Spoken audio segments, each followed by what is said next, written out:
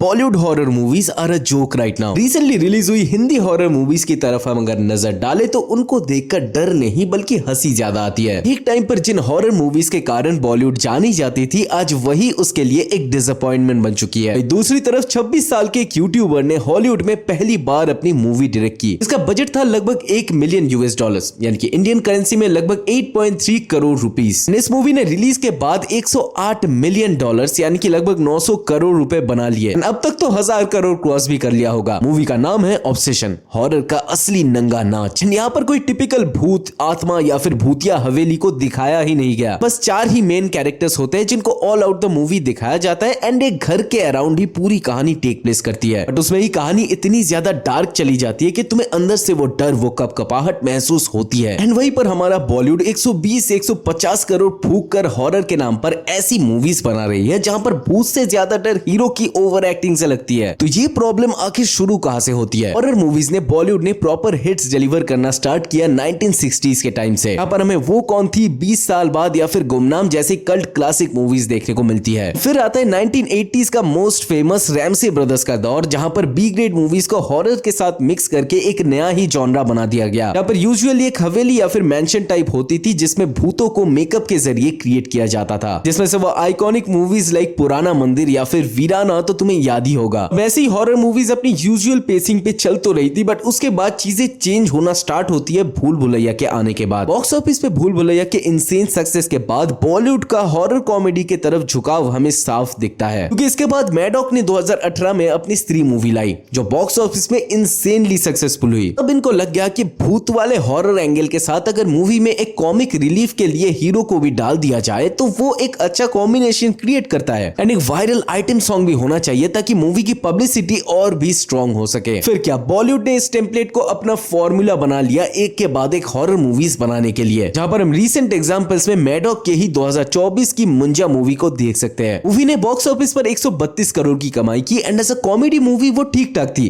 But as a horror movie क्या वो scary थी? मूवी का जो मेन भूत वाला कैरेक्टर होता है यानी कि मुंजा, मेकर्स ने उसको पूरी तरीके से 3D CGI से बना दिया, जिसको देखकर डर कम बल्कि वो कार्टून वाली फीलिंग ज्यादा आ रही थी। जो थोड़ी बहुत हॉरर को मूवी में दिखाने की कोशिश की गई है वो बिल्कुल भी वर्क नहीं करती, बल्कि मूवी ही धीरे धीरे एक कॉमेडी जोन में ट्रांजिशन कर जाती है। भाई जब वो भूत पेड़ पर बैठकर मजाक कर रहा होता है, that was really annoying to watch. या फिर काजोल की माँ मूवी को ही देख लो, यहाँ पर कॉमेडी तो कुछ भी नहीं है, बट वही हॉरर को दिखाने के लिए 3D CGI का यूज किया गया है। वो भी कुछ खास नहीं थी, बल्कि जब भी स्क्रीन पर वो पेड़ या फिर जंगलों वाला सीन्स आता है वो देखकर बहुत ज्यादा क्रिंज लगता है। मूवी में ट्विस्ट रखने की कोशिश की गई थी बट वो प्रेडिक्टेबल थी। मूवी का विलन स्ट्रॉन्ग नहीं था, स्केरी तो बिल्कुल भी नहीं था एंड एंड में जाकर ये मूवी कुछ और ही बन जाती है। फिर आती है 2025 की थामा। आयुष्मान खुराना, रश्मिका मंदाना, नवाजुद्दीन सिद्दीकी, परेश रावल जैसी भारी भरकम कास्ट को इस मूवी में लिया गया। नेचुरली मूवी का बजट भी बन गया मैसिव 145 करोड़। आयुष्मान यहाँ पर बेताल बने थे, जिसको एक नए भूत कॉन्सेप्ट की तरह इंट्रोड्यूस करने की कोशिश तो की गई, बट ये वही पुरानी ड्रैकुला यानी कि वैम्पायर वाली स्टोरी थी। मूवी ने इंडिया में कुछ खास परफॉर्मेंस नहीं दिखाया, बस 180 करोड़ ही कमाए। यहाँ पर हॉरर से ज्यादा आयुष्मान और रश्मिका के रोमांटिक एंगल पर ज्यादा फोकस किया गया, तो डर एज यूजुअल मूवी से कोसों दूर था। यहाँ पर भेड़िया की बात मैं नहीं करना चाहूंगा क्योंकि वो अब आलू बन चुका है जो हर दूसरी मूवी में कैमियो करता फिरता है। अब यहाँ पर जब हॉरर से बॉलीवुड की उम्मीद खत्म सी हो चुकी थी, वहीं पर 2026 में एक अनाउंसमेंट आती है जहां पर कहा जाता है कि प्रियदर्शन और अक्षय कुमार जिन्होंने इससे पहले भूल भुलैया जैसी आइकॉनिक हिट फिल्म डिलीवर की थी, वो फिर से एक साथ आ रहे हैं एक नई हॉरर कॉमेडी मूवी के साथ। ऑब्वियसली ऑडियंस एंड मैं भी बहुत ज्यादा एक्साइटेड हो गया था इस मूवी को देखने के लिए कि ये लोग क्या बनाते हैं। और जब भूत बंगला अल्टीमेटली रिलीज होती है, उसको देखने के बाद आई वाज लाइक भाई ये बनाने की क्या जरूरत थी। पहले ही भूल भुलैया फ्रेंचाइज बदनाम हो चुकी थी इसकी 2 बकवास सीक्वल्स की वजह से, जहां पर कार्तिक आर्यन हमें रूह बाबा के कैरेक्टर में दिखते हैं। क्या ही महा बकवास फिल्म्स थी वो दोनों। स्पेशली थर्ड पार्ट में मंजुलिका के कैरेक्टर को इतना ज्यादा क्रिंज बना दिया है भाई, देखकर उल्टी आती है। खैर भूत बंगला में भी एज यूजुअल ना हॉरर थी ना कॉमेडी। पुराने एक्टर्स को लिया तो गया वही आइकॉनिक भूल भुलैया वाले मैजिक को रिक्रिएट करने के लिए, बट वो वर्क बिल्कुल भी नहीं करती। बदसूर नाम के एक राक्षस को यहाँ पर दिखाया गया था जिसको पूरी तरीके से प्रोस्थेटिक मेकअप्स या फिर VFX से क्रिएट किया है। अक्षय कुमार ही उस कैरेक्टर को प्ले करते, अब तो क्या ही छुपाना इसे। ट्रस्ट भी वो देखना मेरे लिए इतना ज्यादा पेनफुल था। एंड कॉमेडी के नाम पर प्रियदर्शन ने अपने पुराने पंचलाइंस फिर से इस मूवी में डाल दिए। Adult jokes, brain rot comedy और फ्लैट पंचलाइंस के साथ ये मूवी किसी तरीके से बॉक्स ऑफिस पे चल फैल जाती है, बट वो भी भूल भुलैया के नॉस्टैल्जिया के कारण। But as a standalone horror movie की तरह अगर हम इसे देखें तो ये बॉलीवुड की तरफ से एक काफी बुरी अटेम्प्ट थी। अब in comparison to these movies तुम हॉलीवुड को देखो। 28 इयर्स लेटर एंड कंपेनियन जैसी मूवीज ने ये प्रूव कर दिया कि एटमॉस्फेरिक हॉरर एंड टेंशन क्या चीज होती है। या फिर रिसेंटली रिलीज हुई हुकुम को ही देख लो, एक classic ghost in the mention ट्रोप को ही दिखाती है जो बॉलीवुड भी पहले यूज करती हुई आ रही थी। उसको इतने क्राउडफुली प्रेजेंट किया गया है। एक चुड़ैल वाला सीन आता है मूवी में जहां पर वो बेड के अंदर बैठा हुआ होता है, वो इतना ज्यादा स्केरी होता है कि देखकर तुम्हारी भी सांसें रुक जाएंगी। इसके अलावा कैसे चाइल्डहुड मेमोरीज हमारे लिए एक ट्रॉमा बन जाती है, वही आकर हमें भूतों की तरह हॉन्ट करती है, ये भी इस मूवी में काफी अच्छी तरीके से दिखाया गया है। बॉलीवुड के मुंह पर सबसे करारा तमाचा मारा है कुछ ही दिनों पहले रिलीज हुए ऑब्सेशन मूवी ने। इस मूवी को कोई भी बड़े डायरेक्टर ने नहीं बल्कि करी बेकर नाम के एक बंदे ने डायरेक्ट किया है, जो इससे पहले एक कॉमेडी यूट्यूबर था। इन्होंने बिना किसी ग्रीन स्क्रीन, बिना किसी महंगे कैमरा के अपने 3 दोस्तों को लेकर ग्राउंड लेवल पर एक सुपर नेचुरल मूवी बना डाली। इनका सबसे स्ट्रॉन्ग पॉइंट था मूवी की कहानी एंड इन लोगों की दमदार एक्टिंग। कोई भी बड़े हवेली नहीं, CGI मॉन्स्टर्स नहीं, कोई भी आइटम गाना नहीं, सिर्फ 1 मिलियन का बजट और 108 मिलियन का ग्रॉस कलेक्शन। इंडिया में रिलीज होते ही ये अपने ओपनिंग वीकेंड में 7.5 करोड़ से भी ज्यादा का कलेक्शन कर लेती है। क्यों? क्योंकि पब्लिक डरना पसंद करती है, डर के नाम पर क्रिंज कॉमेडी देखना नहीं। इससे यही पता चलता है कि Bollywood is failing Indian horror fans क्योंकि they are playing it too safe. वो बिल्कुल भी रिस्क नहीं लेना चाहते। अगर बॉलीवुड फिर से हॉरर जॉनरा में अपना कमबैक करना चाहती है तो इसको लेकर मेरी 3 सजेशंस रहेंगी। नंबर 1,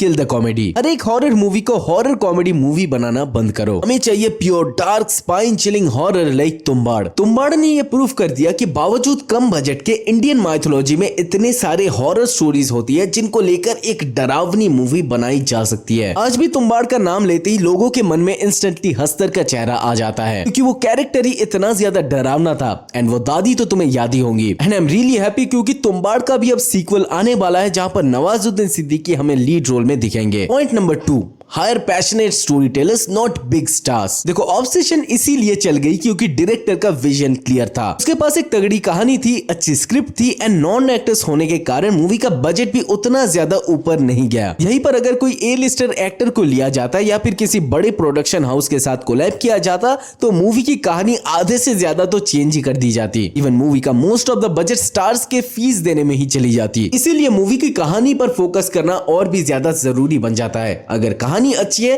तो ऑडियंस को वो डर जरूर महसूस होगा, बावजूद यहाँ पर कोई स्टार हो या फिर ना हो। Point number 3 is CGI is not that important. अब 150 करोड़ लगाकर एक ऐसा CGI मूवी में यूज करते हो जो देखकर कार्टूनिश लगता है, वहीं पर एक 26 साल का यूट्यूबर एक ऐसी रियलिस्टिक कहानी बनाती है जो देखकर तुम्हारी पैंट गीली हो जाती है। मेरा सवाल है, दोनों में से तुम कौन सा देखना पसंद करोगे? ऑब्वियसली वो रियलिस्टिक कहानी जहां पर हॉरर कूट कूट के भरी हुई है। बहुत सारे एलिमेंट्स अगर कहानी में उनका कोई इंपॉर्टेंस ना है तो उनको निकाल दो। जितना हो सके कहानी को ग्राउंडेड रखो, अपनी माइथोलॉजी, अपनी कल्चर का यूज करो कहानी को बताने के लिए। इसी से ऑडियंस के बीच में उसी कहानी की अपील 2, 3, 5 गुना ज्यादा बढ़ जाती है। They connect to the film and they get really scared. Horror का काम है अपने डर में ऑडियंस को ट्रैप करना, ना कि हंसा हंसा कर लोगों को क्रिंज आउट कर देना। तुम्हें क्या लगता है, क्या बॉलीवुड का हॉरर कॉमेडी अभी भी उतना ज्यादा एंटरटेनिंग है या फिर अब इस जॉनरा को चेंज करना बनता है, जैसे कि रीजनल मूवीज लाइक वश एंड तुम्बाड़? वैसे तुम्हारी फेवरेट हॉरर मूवी कौन सी है ये भी कमेंट्स में जरूर बताते जाना। वीडियो को पसंद आई तो एक लाइक और चैनल को सब्सक्राइब भी कर देना। तब तक के लिए हम मिलेंगे आपसे अगली वीडियो में। Peace out.